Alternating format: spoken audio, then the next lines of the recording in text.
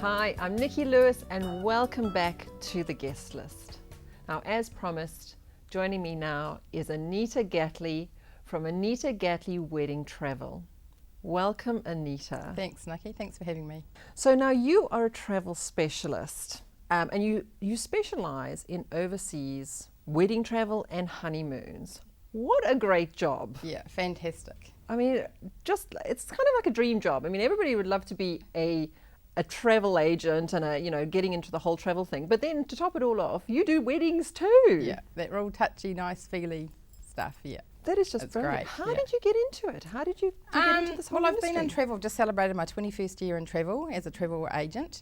And then about 7 years ago, I decided that there was a real gap in the market.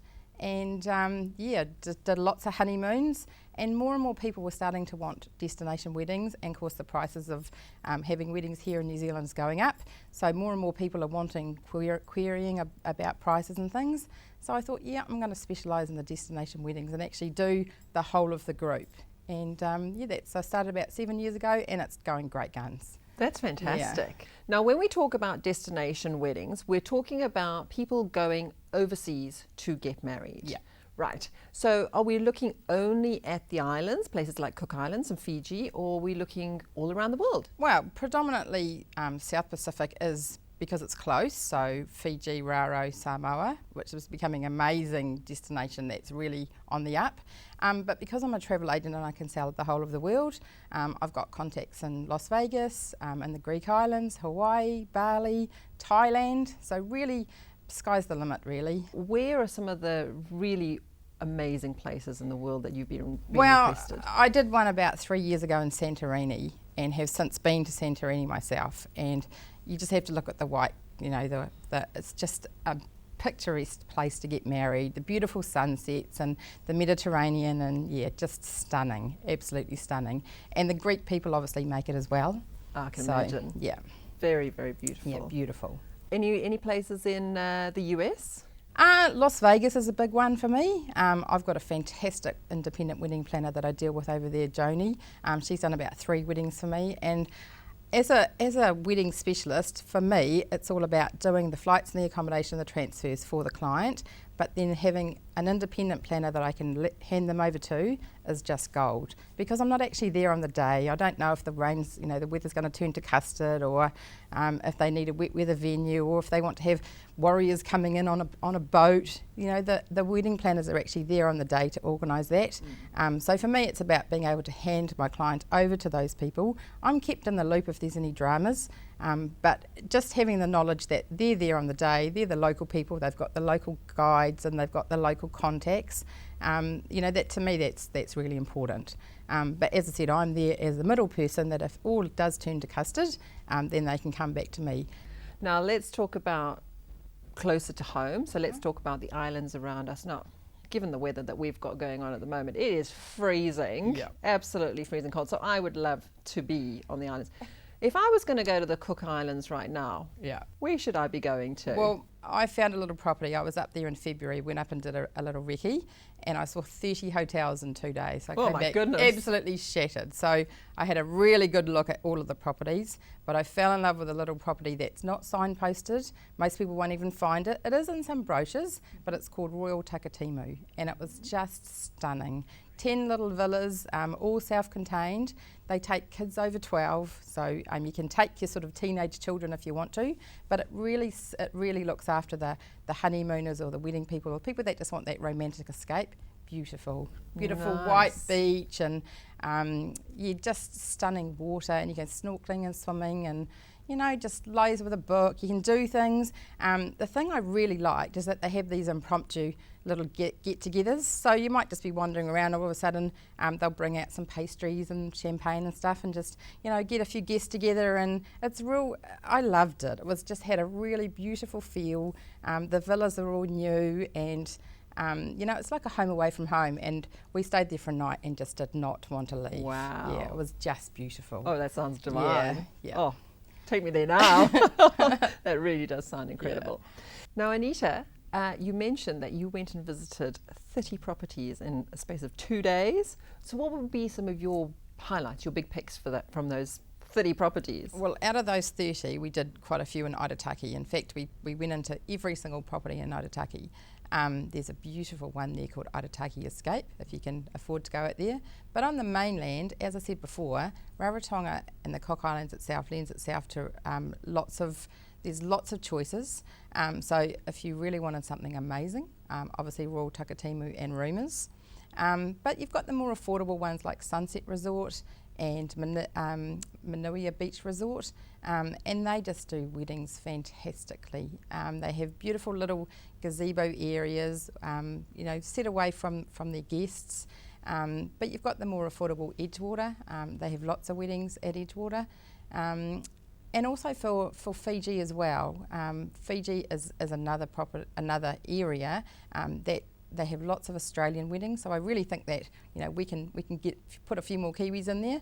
Denarau is really popular because it's so close, but I've just come back from 2 weeks on a family holiday with my family, and Treasure Island Resort, beautiful. They've got a beautiful little chapel there. They've just refurbished all of their property. They've got they actually spent a whole year being closed because they got hit by the cyclone. Oh, did they? Yeah, but they've been done fantastic for them. A really good job. And you go to Fiji for the Fijian people. They're great with kids. So if you've got lots of friends and family that are bringing kids, perfect. Take the kids away and they go do their own snorkeling and they feed the turtles and they just have a great time. Fantastic. Yeah, but then you've got your more upmarket resorts, like Vomo or Vatulele. Those all-inclusive Yasawa Island Resort up in the north, fully inclusive. But if you want something that's just out of this world, those are the ones you go to. And also too, there's cruising. You can lots of the cruising companies now you can get married on board. So that's another option to think about. And people from this part of the world don't often think about that. We don't, do we? No. We kind of think it's of an American type of thing. Yeah. It's a great option. Yeah. But you can just in the last couple of years you can get married on one of the Kiwi 2 boats. So you can renew your vows. That's another area that we look at as well. So anything to do with romance and just being together as a couple and being together with your family. Anywhere in Samoa that you would be suggesting? Well, I went up to Samoa about 3 years ago, and they are just doing some amazing things since the tsunami, which has obviously hurt their industry a lot, but they're coming up in leaps and bounds. There's a new little property called Return to Paradise, which is just about to open very shortly, and it's going to have a chapel on a beautiful beach. Oh, nice. Another little favourite is Seabreeze, which is just a quaint little property. It's only small, but they've got this most amazing restaurant and a beautiful little honeymoon beret that looks right out to the beach and the lagoon. It's just stunning. And probably my other favourite is probably Sinalei. Adults only, of course, but just a really nice place to get away for a couple, and you can easily go to Samoa for sort of 3 or 4 nights. I still don't think it's enough, but it's just nice to go and recharge the batteries. It is nice. Obviously we live in an internet age, so what is the benefit of using somebody like yourself? Well, the internet has been fantastic for me. It's good and it's bad. It means I can find information as well, and then people often come to me, they already know what they want or they have an idea. But the reason I decided to specialise is that there's so much information out there, it's overwhelming. So people have either no idea about their prices and all that sort of information. So they come to me and that's my job. I can either go to a wholesaler or I can go direct, and it really depends on actually tailor making the package for the client. So if there's just the 2 of them, it's quite different than if there's 150 of them. So it really just depends on going the extra mile, making sure that they've got all that information that they require. And the internet, it can be great, but it can also be, a nightmare. I had some clients just recently that did a little bit with me and they did the rest themselves. And unfortunately there were flight delays, which of course you have that flow-on effect. And it just means that if I have control of the booking, the airlines keep me involved. So if there's any flight delays, I can then let the transfer people know, so they don't give away their rooms at the hotel.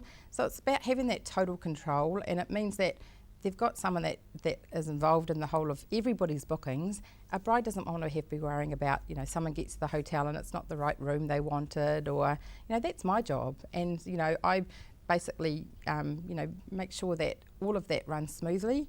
They've got that key person to come back to if there's any dramas. Now you mentioned about big bookings. So if you do have a big party of whether it's 50 or 100 people, now I would assume then you have in your position better buying power. Absolutely, and I'm really proud. In the last year, I've managed to secure some really good airfares. Fiji Airways came on board, so I have some really good specials with them, and now Air New Zealand have come on board.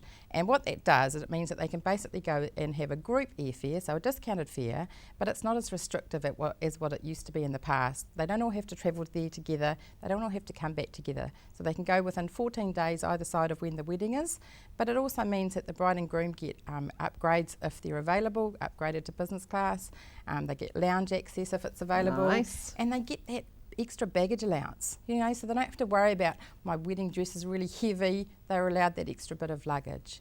And the difference between booking a normal airfare and booking a wedding is that people are planning, 18 months to 2 years in advance, and generally airfares aren't available that far in advance. So there you go. Wow. Now tell me a little bit about how your consultation process works with a couple. Well, I've got a toll-free number, so I can deal with anybody with throughout the country. Obviously, if they're here in Auckland, I'll try and meet with them. But if they're not, we can just talk on the phone or we can Skype. I often get couples that one wants to go one place and one wants to go somewhere else, or one wants to have a wedding here and one wants to go overseas. And I guess it's just about, it's going to be your first compromise, getting married. And I guess it's just about making sure that they're on the same page. And I really try and get the couples together, because at least if I know that I've spoken to both of them, then I'm not repeating myself and not missing out things that I haven't said to one of them. Now, what I'd like you to do is just explain to our viewers exactly what a bridal travel registry is. It's a great product, and it's one of those things that not everybody knows about. A bridal travel registry is where you get your friends and family to put it into an account, and it goes into my trust account. And it just mounts up, and then a couple of weeks before the wedding, the clients actually get the cash. And I like to think I work mine a bit differently. If you go to most travel agents, they give you vouchers to be used for future travel. I'll actually give you the cash.